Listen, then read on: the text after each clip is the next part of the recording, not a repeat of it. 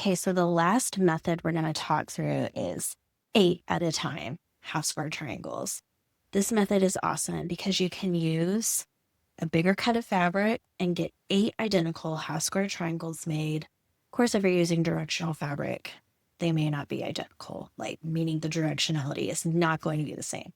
But this is a really great method for efficiency, and you don't have the same bias edges like you do with the 4 at a time method.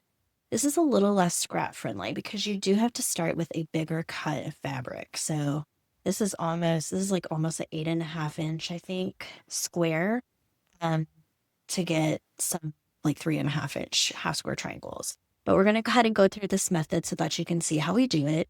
It's really nice, I think, if you're making a pattern like this that needs a lot of half square triangles, especially if they were all the same color, you could really whip a lot of these out really quickly. So for our 8 at a time half square triangles, our instructions are going to tell us to mark a diagonal line from corner to corner on the wrong side of our background fabric. And we're going to do that on one diagonal and on the other diagonal.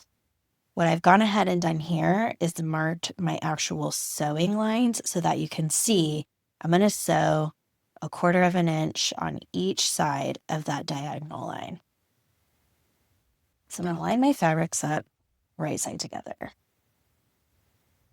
I could be wearing my little wrist pin cushion, but just get my pins off. And I'm not a big pinner. I don't really like to pin.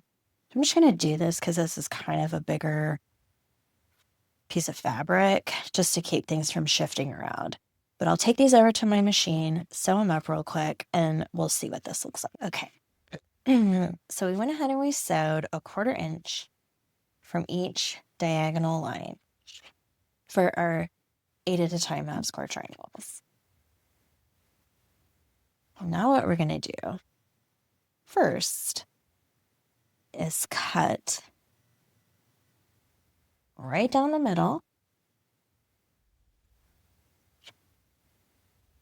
both ways.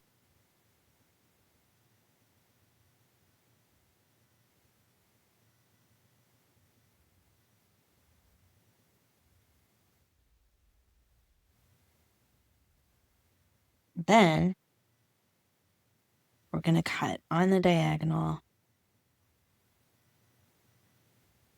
1/4 inch away.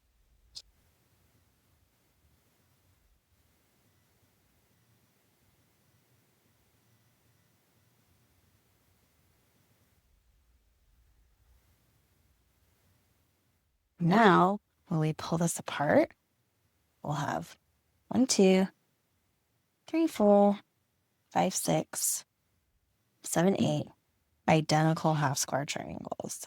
Obviously, we're going to have to trim these, press them, but they're all going to be the same.